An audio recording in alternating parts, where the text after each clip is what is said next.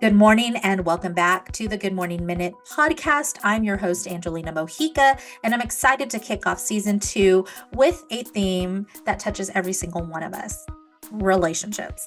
That's right, friends. Relationships are at the heart of our human experience. They shape who we are, how we grow, and how we show up in the world.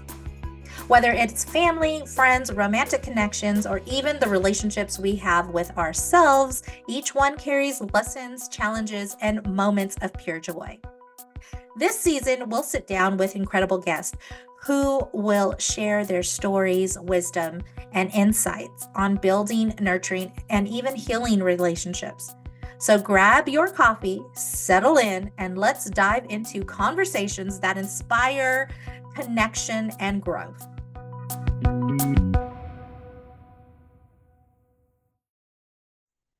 Now that we've set the stage for today's conversation on relationships, I'm thrilled to introduce our guest. She's not a stranger to our podcast. I have with you Laura Boyd, who will give you some insight and equip you to help navigate your relationship with more intention and understanding. So without further ado, let's welcome Laura Boyd. Hello, Laura. How are you today? I'm doing great, thank you. And yourself? I'm doing wonderful. Thank you. And I'm so excited to have you back on the podcast. We're talking about relationships this time. So before we get started, let's just talk about maybe the word relationships. When you hear it, what's the first thought or emotion that comes to mind? Work relationships. It's really hard sometimes, I think, because I'm going to talk about setting boundaries in the workplace, because I feel like sometimes people don't understand that and they may think you're coming off sort of like aggressive, or they like misinterpret that you're just being like to yourself. And so that kind of brings like friction in the environment. But it's totally like a misunderstanding. And that's where communication comes. And then I gotta understand not everybody's at the same level. Yeah, And absolutely. Go ahead. just be careful and mindful about that, because I learned that with, especially through my clients, they're not all at that same level. And so I gotta, as a case manager, I got to meet them where they're at, so it doesn't interfere with my relationship with them as a case manager. Mhm. And I appreciate this conversation because I too have had a misunderstanding in those boundaries, because sometimes you just don't want to get caught up in the gossip of things or the politics, because I know that some offices have politics and whatnot. And you just kind of want to be there, do your work, do a good job, and work with the people without having to worry about breaking peace or your own sanity. And Yes. because like myself, being a mother and having other obligations outside of work, I don't like to take those things home with me. I really like to kind of just leave them there at the office when I check out. So I appreciate this conversation. So let's get a little further into this topic. In your opinion, what's the most important foundation for any healthy relationship?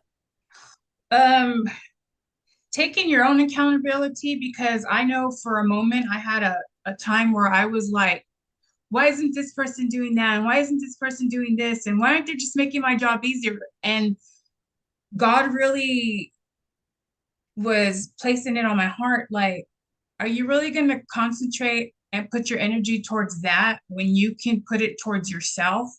And so with that being said, um, I went back to the Bible, and I was like, and it came to the part in Corinthians where he talks about the hands and the feet and the ears and all this stuff. And it really like put a toll on my heart, because I was like, why am I setting expectations on other people when that's not their gift? If they have the same gift as me, then it wouldn't make no sense. God has us all there for a reason.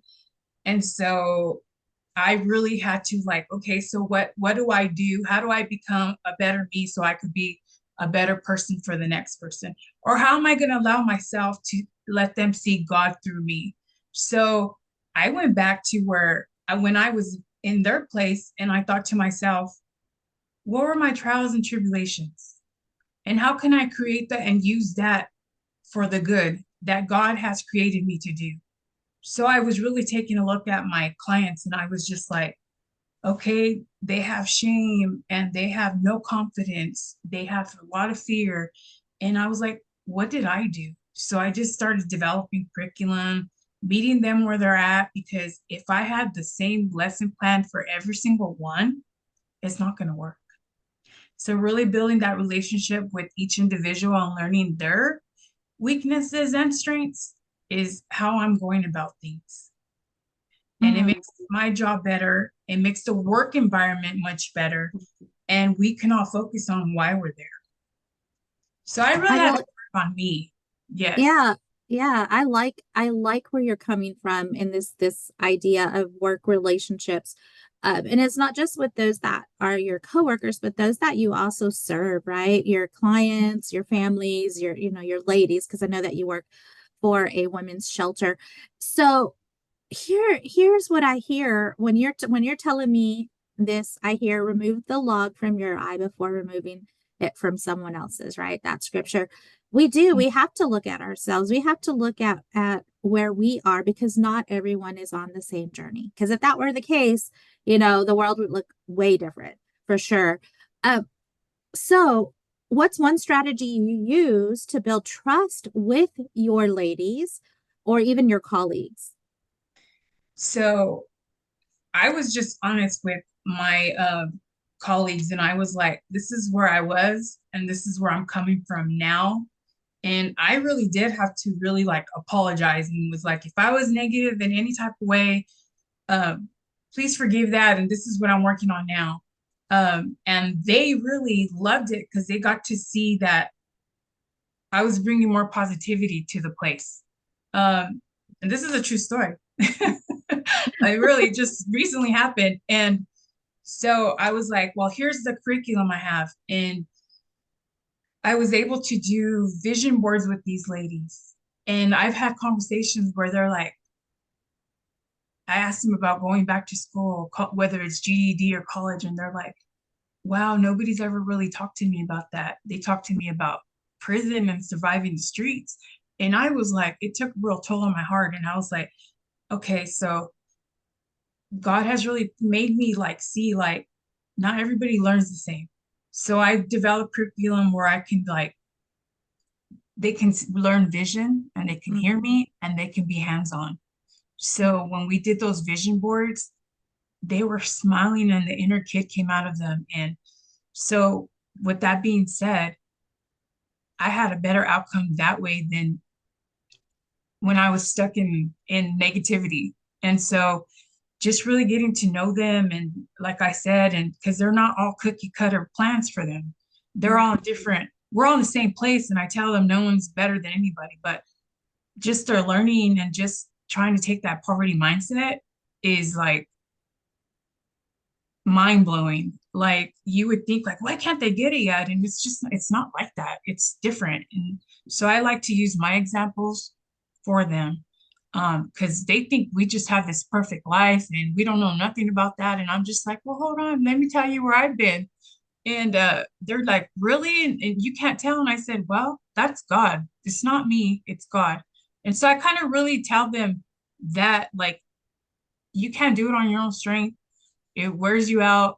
It don't look good on you. And so I really use that type of platform, if that makes sense. Yeah, absolutely. It makes a lot of sense. Plus, you're using what was given to you, our life experience. When I go out and speak, I use a lot of my own personal experience, and it helps make you relatable. It helps people understand that, oh, wow, you've been through some stuff. And I think for me, I find success when I coach women is because also too, I'm not like an Oprah. I'm not someone big and famous, out there Not yet. already. Yeah, already. So it makes it more realistic. The goal is more attainable when someone like you or myself or someone else out there that's just helping, just helping and using their story, their experiences as a way to guide someone out of that darkness. Because you're telling people you're not going to prison. You can go to school. You can go back to school. And it makes me think of parenting in a sense when we talk to our children, right? When we're trying to redirect our children, sometimes we focus on the negative behaviors, right? We're looking at the things that they are doing consistently that we don't like. And what do we normally tell our kids? Don't do that. You're going to get in trouble. You're going to get this. This is going to be taken away. Here's the consequence, blah, blah, blah. But if we think about it, we're just reinforcing that because they're going to continue to do that. But what if we stop and tell our children, hey, what about doing this? Let's look at reading a book, or let's look at, doing our homework. What could that, and redirecting it towards the behavior we want to see. It's almost like we carve out another road for them, right? Another path. So what I hear with these ladies is they've already had this path carved out for them, whether that be a generational curse, whether that be Yes. something that's, just what life has given them and they didn't know any different. And you're coming alongside them and saying, okay, look, there's this road over here. What if we step onto this road? What would be the first step we would take with those vision boards? You're talking about those vision boards. Like, what is Yeah. that first step? Is it looking into some things that I'm passionate about? Is it looking at what it's going to take to get my GED or go back to school? I love that. Where does that all come to? Like, tell us a little bit about kind of your motivation in helping them see their potential. My motivation comes from my own trials and tribulations. Mhm. I turn them into something that can advance them. Um, right now, I'm working on the reflection, um, and even as simple as just giving them a mirror and learning how to say stuff confident about them, like themselves. I have a hard time still to this day doing that. So I'm not only just teaching them, I'm also growing with them. And it motivates me too when they start to feel worthy. And there's more than just this poverty mindset. And like you said, generational curse for them. And I like to share my struggles, especially the ones I have with put my children through. Because I tell them nobody wakes up and says, I want to be a bad parent today, but you can change that. And then I also tell them education is one thing no one can take away from me. And so that kind of lights like a fuel in them. And then just building goals when they are in school. And I even did a barriers worksheet for them where they can just like a lot of them don't even know how to voice their barriers. So I Mhm. did a list of barriers and they're like, oh my gosh, I have this, it's mental health, I have finances, I have debt, I have no confidence, I don't feel worthy, I'm embarrassed, I'm shy, all these things like, and they were like, I've been feeling like this for so long, I couldn't even voice it. And just taking the time, just hearing those kind of things and just putting that effort into that is motivation for me because they are progressing. They're progressing very much so. And just helping them keep motivated, like giving them incentives is like, and then they see their report cards and their faces when they show us or they're graduating Emerald College and it's just like, wow, I'm going to transfer to another university because I want to, like, that's what's motivating for me. Like, Mhm. seeing them grow is actually a blessing. And I tell them all the time that they're actually a blessing to me in return of all this. But yeah, that's what keeps me motivated is that they keep striving and striving. And we keep feeding their hearts and feeding their hearts and telling them, you're worthy, you can do this. And just watching them grow and climb over those barriers is a blessing. Man, I love that. Okay, but it's not smooth sailing all the time. There's No, there's it's the not. you like that would be perfect. It would be a perfect Monday if that ever were the case. Like what happens when you run into maybe that one person that just has a little more self-doubt than confidence, and they test you? They're like they're really testing those ideas that you're trying to give them, that redirection that you're trying to give them. How do you navigate through those difficult situations and still keep relationship intact? So still keep that trust there with the Yeah. ladies that you work with. So the first one I have to really like step back and do inventory on myself is if I'm putting too much effort than they are, I have to set that boundary. Like, I can't want this more than you. That's the one main one that gets us bumping heads. But I don't address it right away. I let the situation calm down so it doesn't turn any like negatives between us. Uh and just addressing it back and just be like, hey, I've been there before.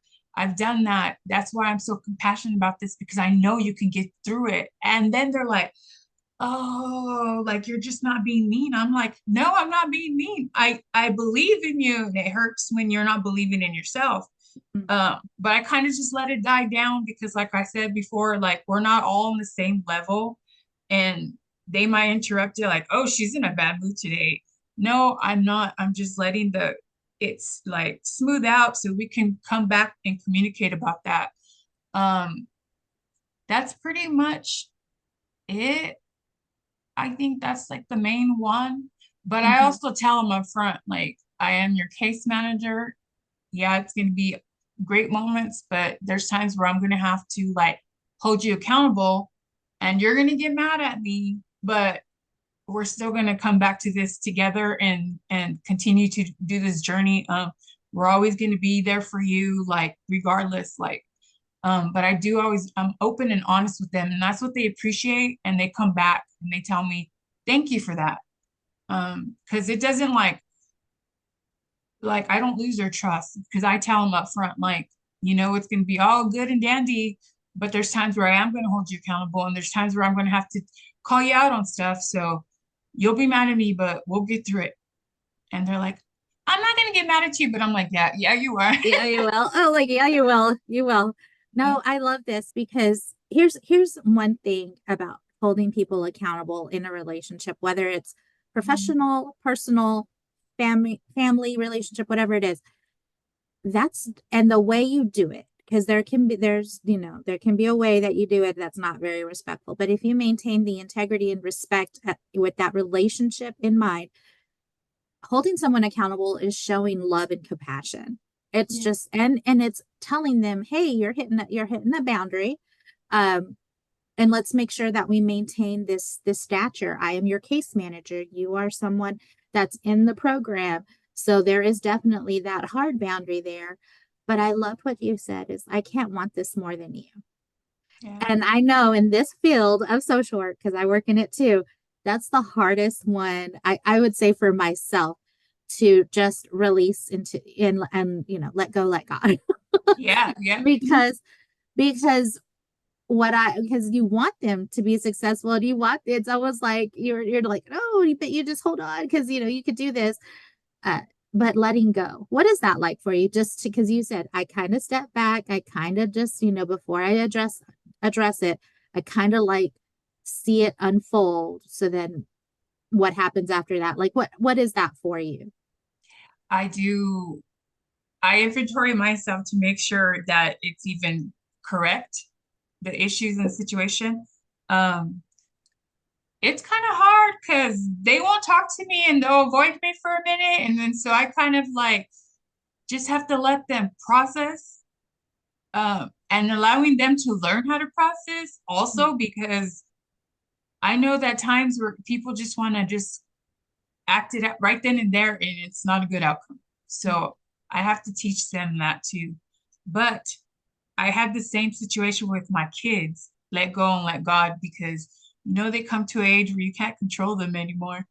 And Mhm. so I had to really just like surrender them to God and just like let him do his work that he created them to be, because although he blessed me with them, they're his, and they're going to do what he has in plan. And I just pray. And just like the girls too, I tell them like, because both my kids are in school, and I always tell them to prioritize, prioritize, prioritize. And I'm just, when I talk to my clients, I'm like, I'm talking to you just like I talk to my kids, like, just because we have a lot of young ones right now.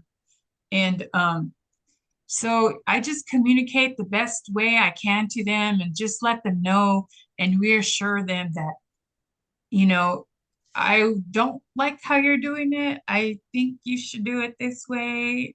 But either way, they're going to pick and choose. They have to learn on their own. Just allow them to have that space to grow for themselves. Normally, they'll come back and be like, yeah, my way wasn't right. You guys are totally right. And I was like, yeah, you guys act like we weren't young before and we don't know these kind of things.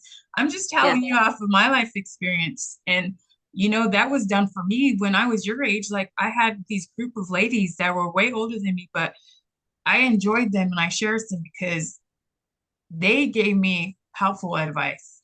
Mhm. And this is what I'm trying to do for you. I'm not your mom, I'm your case manager, but this is why we do what we do, because we don't want you to keep doing the same mistakes and end up in the same position. So it works. Mm-hmm. I think a lot because you're just being really honest. And like I said, you share your experiences and they're just like, oh, okay, I see you're human. And I'm like, yes, I'm human too. Yes. Unfortunately, yes. No, yes. And what a blessing to have that humble spirit to just sit there and go, look, we all make mistakes. And it's not about labeling you as a failure. It's about learning from the mistake. Okay, where did we go wrong? Yeah. I know in my career, when I'm working with my team, I like to say, get comfortable with the failure, get comfortable with the mistakes. Now, we can't continue to make the mistakes because it's costly. We definitely need to start implementing some redirection, but it's okay. But if we continue down that same path where it's the same mistake over and over again, then eventually the conversation shifts to a different type of conversation. So I'm sure it's the same with the ladies too. Yes. And you remind me, I was earlier this week, I was watching this show on, I don't know, Prime Video or something, and it's a mother and daughter conversation. And the daughter ended up in a car accident. And through that car accident, they found out that she was pregnant. And of course, she's a teenager, and they're just like, oh my gosh. But they came to the daughter with such compassion when they had these tough conversations. And the mother was sitting there with her, and she was saying, look, when we're parents, we tell you the things to help protect you. And I guess the two rules were no cars while you're a teenager, don't drive with other teens, and to avoid car accidents, and sex before you're ready. And the mom said, and I was telling you those rules to protect you, to prevent what has happened today. Now that you have experienced the consequences, my parenting now shifts to being an advisor, to being a supporter. And when I heard that through my own story with my own daughter, like, it just hit my heart. And I was like, because God works in mysterious ways if you're listening.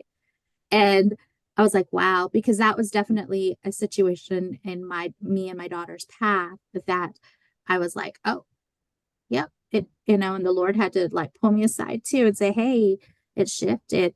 And so I think as a social worker too, and just working with the ladies, I mean, we aren't there to protect them because you said it, I'm not your mom, I'm your case manager, but we're definitely there to guide them for sure. Yeah. What do you think, Laura, is the one key element that you have implemented in your career to help you be successful in working with the people you work with, working with your coworkers? What is the one key element? My relationship with God. Mm-hmm. I do tell the girls too, because if they have a list of issues where they're like, this is not going right, this is not going wrong, this is all wrong, and I hate my life, and I'm just like, well, let me ask you one question. What is your relationship with God? Because that's going to reflect all your other relationships.